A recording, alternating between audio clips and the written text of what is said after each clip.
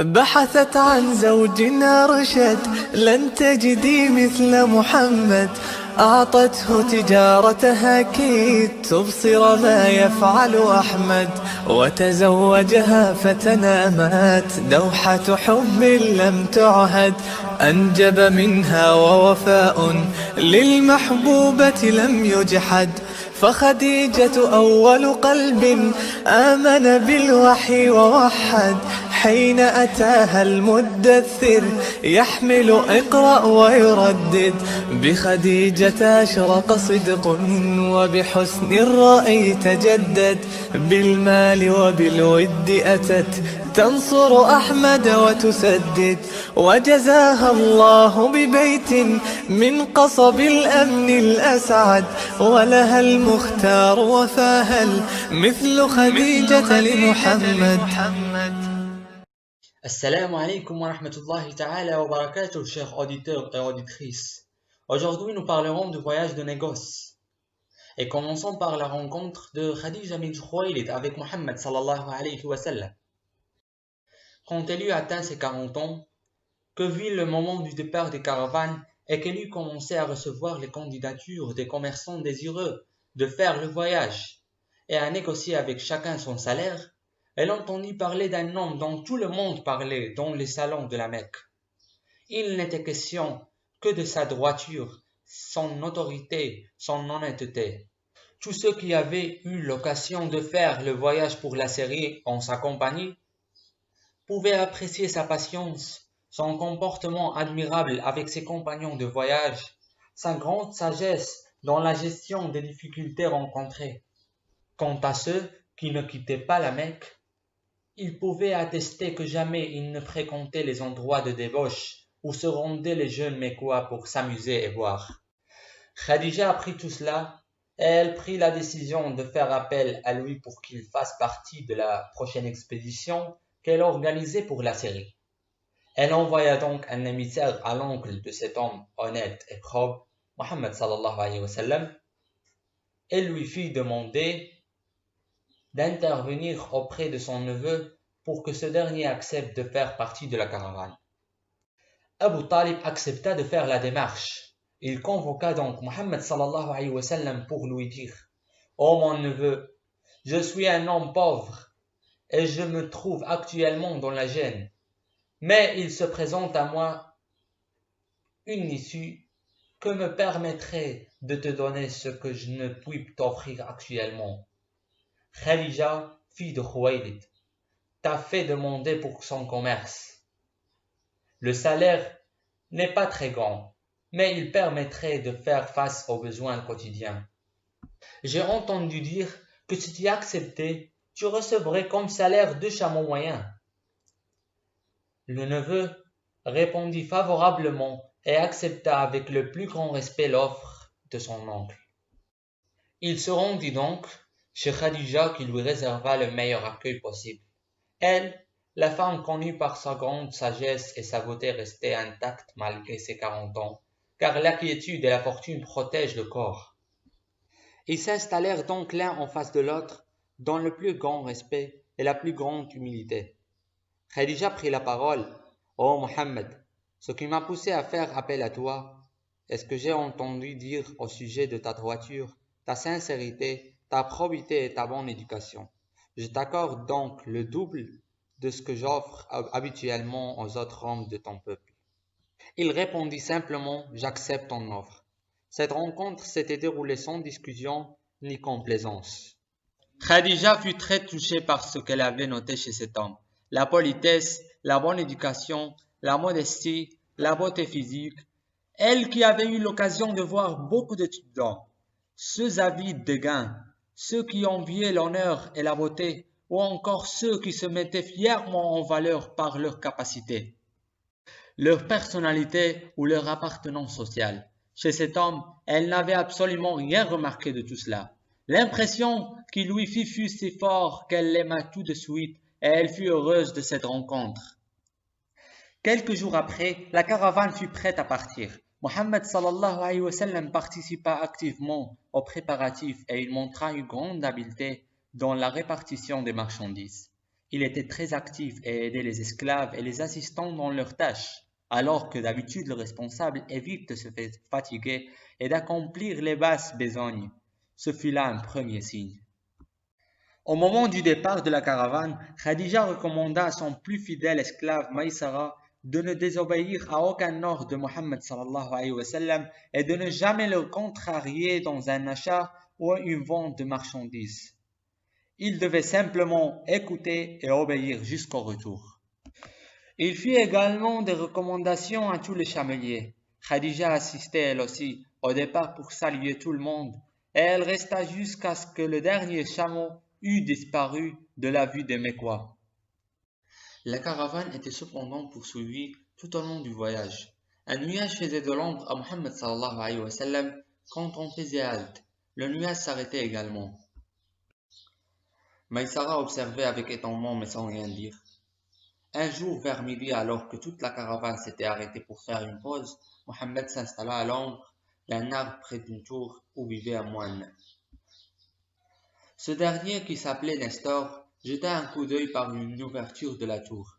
Il aperçut l'homme assis à l'ombre d'un arbre et lança un appel au chamelier. Ce fut Maïsara qui lui répondit. Le moine lui demanda « Qui est-ce cet homme assis à l'ombre de cet arbre ?» Maïsara lui dit que c'était un Koréchite. Nestor dit alors « Il n'y a qu'un prophète qui puisse s'asseoir sous cet arbre. A-t-il une rougeur à l'œil ?» « Certes, répondit Maïsara. Alors ne le quitte point, c'est un prophète, et ce sera le dernier des prophètes, affirma Nestor de façon catégorique. La caravane reprit sa route et ils atteignirent la ville en Syrie. Après s'être reposés, les marchands se rendirent au marché où Mohammed sallallahu alayhi wa sallam écoula toute la marchandise en faisant preuve de la plus grande indulgence, de l'ultime bienséance, d'éloquence, de sincérité et de franchise.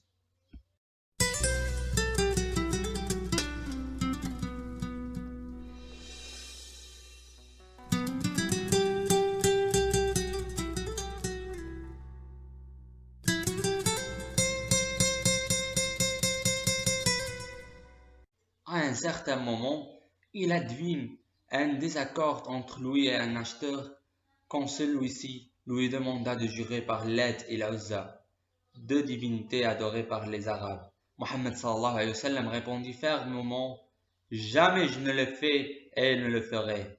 Fait-on donc de même ?»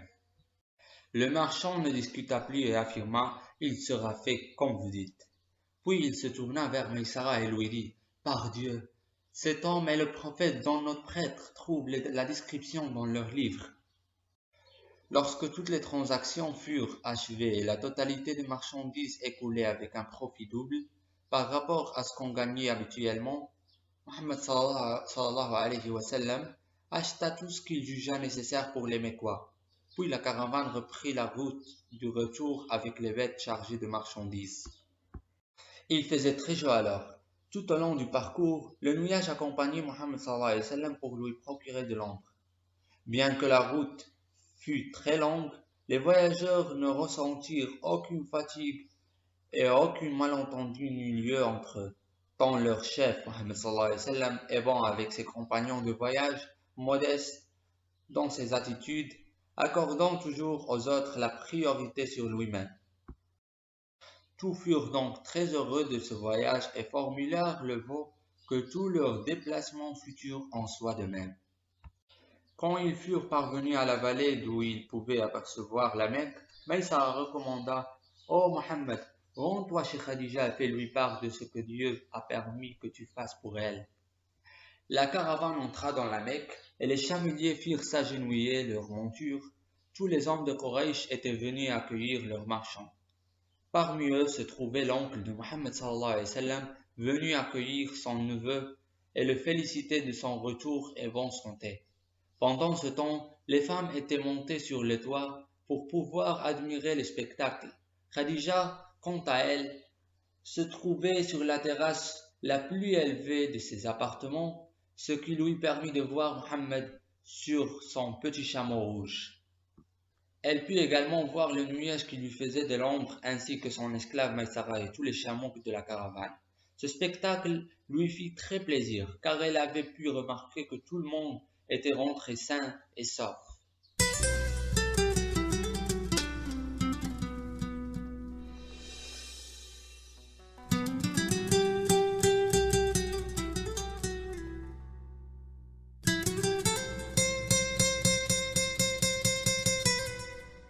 La première visite qu'effectua Mohammed sallallahu alayhi wa sallam fut pour la Kaaba autour de laquelle il accomplit le rituel du tawaf tout en glorifiant Dieu, en le remerciant et en formulant des prières.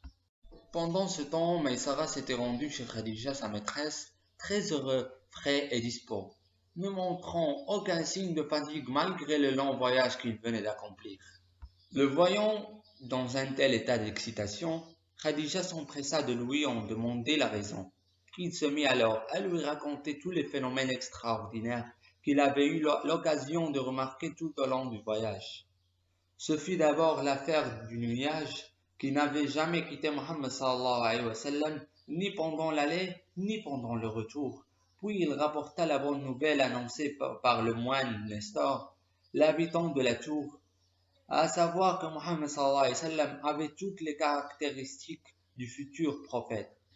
Ensuite, Maïsara fit part à sa maîtresse du comportement exemplaire de Mohammed sallallahu alayhi wa sallam avec les commerçants de Syrie et de son refus de commercer avec ceux qui lui avaient demandé de jurer par Lat et l'Uzza, ainsi que des commentaires que ces commerçants firent sur Mohammed. Enfin, il aborda la question du comportement de Mohammed sallallahu alayhi wa sallam avec ses compagnons de voyage, le respect que ces derniers lui témoignèrent et leur gratitude envers lui. Il n'oublia pas non plus de mentionner le fait que Mohammed avait supporté toutes les difficultés et toutes les fatigues sans jamais se plaindre et qu'il avait toujours su choisir les bonnes marchandises avec aisance. Pendant tout le temps que parlait Maïsara, Khadija l'écoutait avec une très grande attention, avide de connaître la suite du récit, tout comme un malade qui se verrait guérir d'une maladie longtemps supportée. Elle gardait le silence, non seulement pour ne pas interrompre son interlocuteur, mais surtout pour avoir la possibilité de se concentrer sur le récit que lui faisait son esclave et d'analyser profondément, avec sa sagesse coutumière et son intelligence aiguë, les éléments qui lui étaient rapportés. Elle fut donc très impressionnée par les informations fournies par son esclave, et quand ce dernier eut fini, elle lui demanda « Et où est-il maintenant ?» Il accomplissait le tawaf autour de la Kaaba en remerciement à Dieu pour sa bonté qui avait permis que toutes les marchandises soient vendues à grand profit. Dès que le tawaf fut achevé, Mohammed se rendit auprès de Khadija et il lui rendit les comptes sur les marchandises vendues et celles achetées, ainsi que les bénéfices. Elle releva la grande différence entre les gains réalisés par Mohammed sallallahu alayhi wa sallam et ceux qui l'avaient précédé. Elle fut donc grandement marquée par la probité, l'honnêteté et la décence de Mohammed sallallahu alayhi wa sallam. Cette nouvelle rencontre fut pour elle un événement de plus heureux, à tel point qu'elle vécut cette journée comme étant le jour le plus heureux de son existence.